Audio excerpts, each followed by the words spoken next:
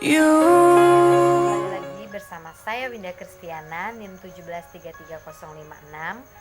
Saya mahasiswi dari Fakultas Ilmu Kesehatan Universitas Katolik Musikaritas. Sebelum saya memulai, teman-teman jangan lupa ya untuk di like, comment, and subscribe. Terima kasih. Di sini saya akan menjelaskan mengenai virus corona.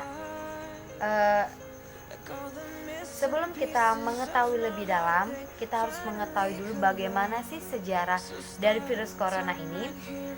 Virus corona itu merupakan suatu virus yang dapat menyerang sistem pernapasan, di mana penyakit ini disebabkan karena adanya infeksi virus yang bisa kita sebut dengan COVID-19 atau COVID-19.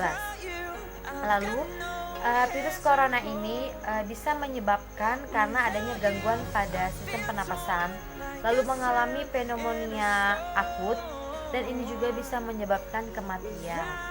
Lalu dapat disimpulkan bahwa virus corona itu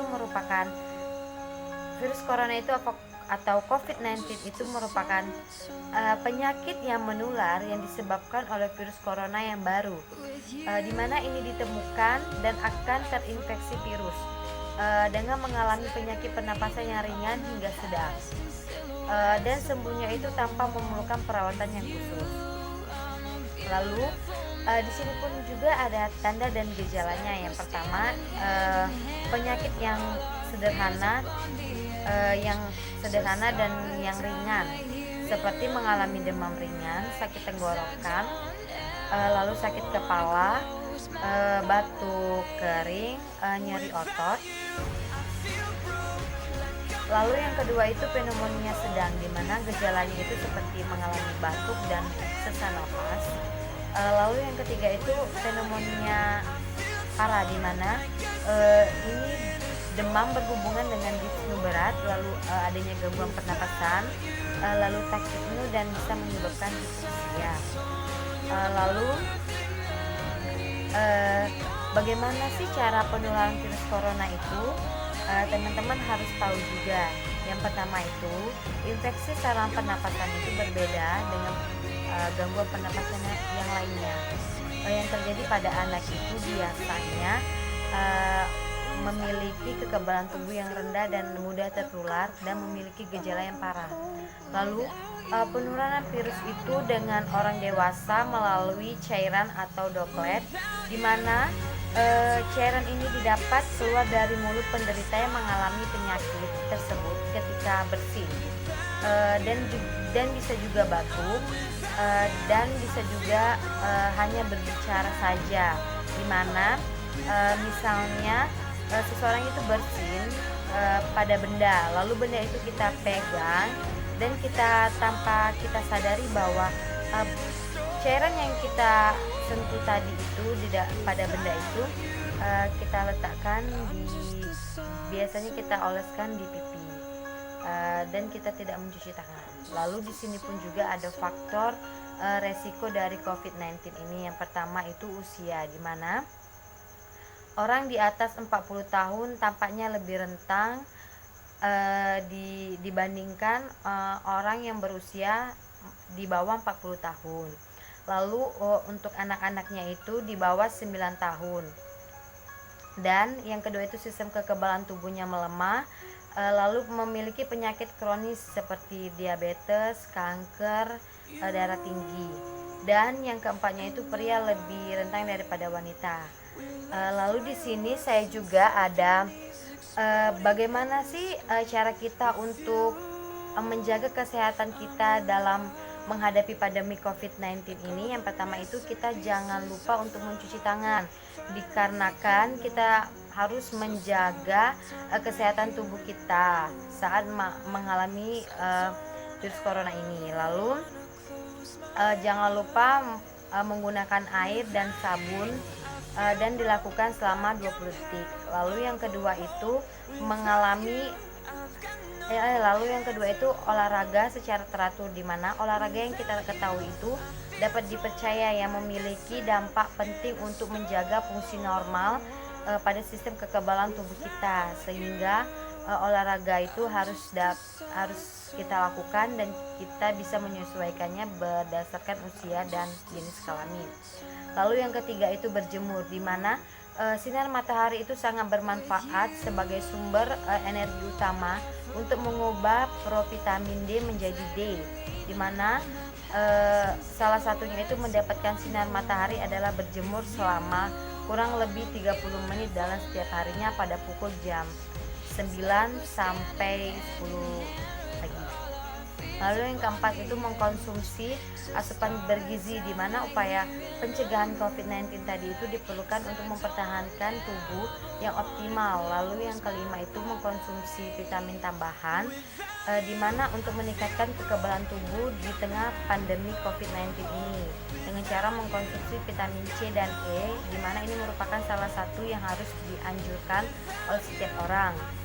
Lalu yang keenam itu istirahat yang cukup, di mana kebanyakan orang itu kekurangan tidur dan seharusnya tidurnya itu 7 sampai 8 jam per harinya. Lalu yang ketujuh itu kurangi stres, di mana upaya untuk mengelola stres itu dengan baik dan sistem imunnya itu agar tetap terjaga untuk melawan terjadinya infeksi COVID-19 ini. Lalu menjaga jarak minimal 1 meter, lalu tidak melakukan kontak fisik dengan orang yang tidak Anda kenal, lalu menjaga kesehatan lingkungan dan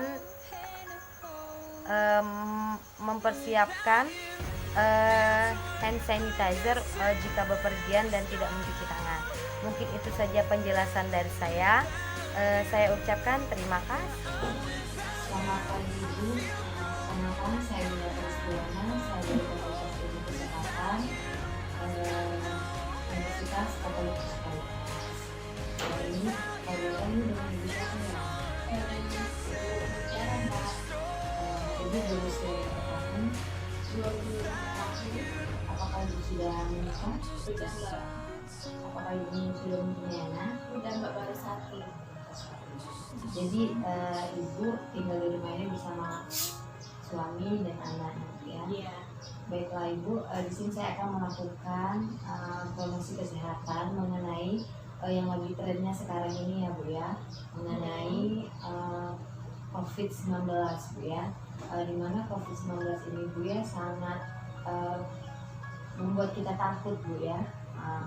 Lalu apakah Ibu bersedia untuk saya memberikan promosi kesehatan kepada Ibu? Iya Mbak, nggak apa-apa. Baiklah Ibu, kita mulai ya Bu ya. Apakah Ibu tahu COVID-19 itu apa sih? COVID-19 itu bukannya virus corona itu ya Mbak, sama ya Mbak? Ya, benar, virus corona. Dimana virus corona itu merupakan keluarga dari virus yang dapat menyebabkan penyakit pada hewan Bu ya. Nah lalu COVID-19 itu merupakan penyakit yang menular Bu, dimana disebabkan karena coronavirus tadi. Nah lalu virus ini ditemukan baru pertama kali Bu ya. Berarti ini baru penyakit yang baru Bu ya, sebelum wabah dimulai di Wuhan pada bulan Desember 2019 Bu ya. Nah lalu di sini ada pun juga Bu penularan dari COVID-19 ini Bu. Ada 2 jalur Bu ya. Yang pertama itu dari pernapasan dan dari kontak. Lalu percikan pernapasan itu Bu bisa dari batuk atau bersin Bu ya. Dimana yang kita ketahui kan kadang orang itu batuk sama bersin itu tidak memakai etika Bu ya, langsung sembarangan saja, padahal itu sangat membahayakan bagi kita Bu ya. Nah lalu di sini ada pun juga tanda dan gejalanya Bu. Tanda dan gejalanya itu yang pertama itu penyakitnya itu sederhana, lalu ringan Bu ya, seperti demam biasa, lalu sakit kepala, sakit tenggorokan, lalu nyeri otot, lalu flu Bu ya. Apakah Ibu sudah pernah mengalami seperti itu Bu? Belum Mbak. Belum ya. Lalu yang kedua itu pneumonia yang sedang Bu ya, di mana itu seseorang itu mengalami batuk dan sesak Lalu yang ketiga itu pneumonia parah Bu ya, dimana ini juga berhubungan dengan demam tadi Bu. Bisa saja demam ini sudah berapa hari tidak sembuh padahal ibu sudah minum obat ya. Nah ini disertai dengan disnu dan takut Bu ya. Lalu di sini ada pun juga faktor resikonya Bu. Yang pertama itu usia Bu ya. Dimana usia sekarang ini kan kebanyakan orang di atas 40 tahun itu sudah memiliki riwayat penyakit ya. Jadi lebih rentan. Lalu pada anak-anak itu sekitar umur di bawah 9 tahun di mana seperti itu menurun ya. Lalu sistem tubuhnya itu melemah Bu. Setelah lalu sudah melemah, seseorang itu memiliki penyakit kronis Bu, seperti penyakit hipertensi, lalu diabetes, kanker dan lainnya ya. Dan yang terakhir itu pria lebih rentan Bu daripada wanita yang terkena ya. Nah di sini pun juga ada komplikasi Bu dari COVID-19 ini. Yang pertama itu saluran gangguan pernapasan akut Bu ya, atau ARDS. Lalu yang kedua itu sepsis dan shock sepsis. Nah sebelum kita melanjutkan lebih dalam lagi Bu ya, di sini nih saya akan memberikan bagaimana sih metode untuk meningkatkan kesehatan kita dalam menghadapi pandemi COVID-19 ini Bu ya.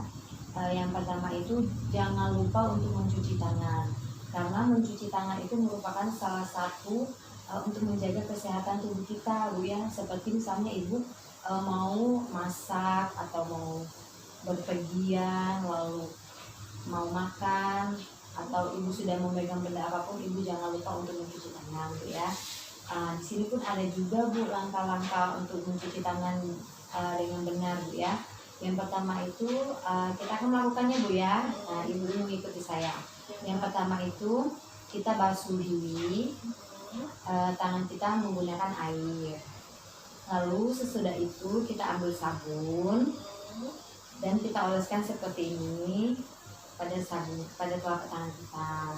Lalu sesudah kita menggosokkan sabun di telapak tangan kita secara merata, kemudian kita gosokkan punggung Bu ya, punggung jari, punggung tangan Bu ya, tangan kanan dan tangan kiri Bu ya, sebaliknya. Lalu tangan kanan dan kiri itu menggenggam Bu, seperti ini, menggenggam dan sebaliknya Bu ya. Lalu menggosokkan ibu jari Bu, seperti ini, menggosokkan ibu jari, sebaliknya juga Bu ya, kanan dan kiri. Lalu gosokkan ujung jari dengan cara memutar seperti ini Bu ya, sebaliknya juga Bu. Apakah ibu sudah mengerti? Nah sebaiknya ibu memberikan cara-cara ini kepada keluarga ibu ya, untuk menghindari dari COVID-19 ini Bu ya.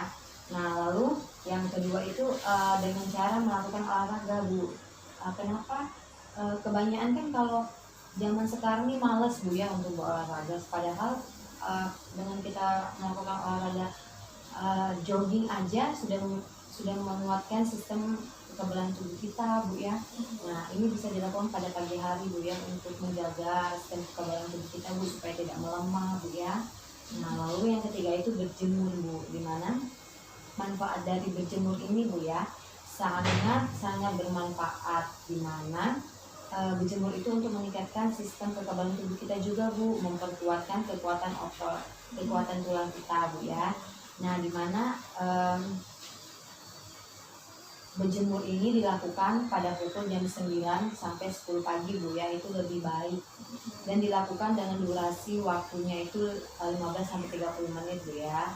Ibu bisa misalnya ibu berjemur di depan halaman rumah ibu ya, ajak keluarga ibu Bu ya, biar kesehatan tubuhnya itu tetap stabil Bu ya, tidak melemah. Nah lalu mengkonsumsi asupan yang bergizi Bu ya, dimana ini untuk mencegah terjadinya COVID-19 tadi Ibu. Lalu untuk mempertahankan tubuh Ibu dengan cara mengkonsumsi makanan yang bergizi Bu ya. Lalu mengkonsumsi vitamin tambahan Bu. Kan sekarang ini banyak ya Bu ya orang mencari vitamin C Bu ya, untuk supaya tidak terinfeksi dari virus Bu ya. Nah, Ibu bisa mengkonsumsi itu dengan rutin Bu ya. Lalu Ibu istirahat yang cukup. Apakah Ibu sudah istirahat yang cukup dalam beberapa hari ini? Cukup kan? Cukup ya, baik ya Bu. Kalau cukup ya bagus Bu ya, jangan sampai kurang. Palingan 7-8 jam lah Bu ya yang seharinya istirahat. Nah, lalu apakah Ibu stres? Enggak.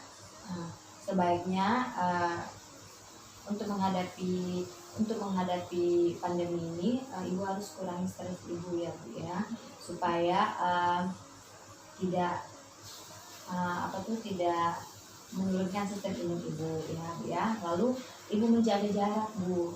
Nah, seperti kita ini Bu ya, kita ini tidak menjaga jarak Bu. Seharusnya menjaga jarak tuh 1 meter Bu ya. Misalnya Ibu mau pergi ke mana atau Ibu lagi mengantri di suatu kasir ya Bu ya, Ibu harus menjaga jarak minimal 1 meter Bu ya. Kenapa harus 1 meter ya Bu ya? Karena terlalu jauh ya Bu ya menurut saya. Nanti kan itu kan untuk menghindari adanya percikan dari batuk dan bersimbah Bu ya. Dan Ibu jangan lupa menggunakan masker ya Bu kalau Ibu bepergian. Lalu Ibu tidak melakukan kontak mata dengan orang lain Bu ya. Maksudnya Ibu bersaliman. Sebaiknya dalam menghadapi pandemi ini bersaliman itu dihilangkan dulu Bu. Sebetulnya seperti ini aja Bu ya. Lalu menjaga kesehatan lingkungan Ibu di sekitar rumah Ibu ini ya Bu ya. Kan kita tidak mengetahui apakah benda-benda itu terpegang sama orang atau tidak Bu ya. Jadi Ibu harus rutin membersihkan, dan jika suami Ibu bekerja dan anak Ibu sekolah, sebaiknya pakaian yang sudah kotor atau pakaian yang sudah dipakai itu langsung diletakkan ke keranjang kotor itu Bu ya, supaya tidak menyebar kemana-mana. Nah, lalu mungkin itu saja Bu ya yang bisa saya jelaskan. Saya sudah menjelaskan mengenai promosi kesehatan dan melakukan simulasi Bu ya. Apakah Ibu sudah mengerti dan apakah ada yang ingin Ibu tanyakan? Kalau begitu saya pamit Bu ya. Saya ucapkan terima kasih untuk waktu yang telah diberikan. Selamat pagi. Baik, Mbak.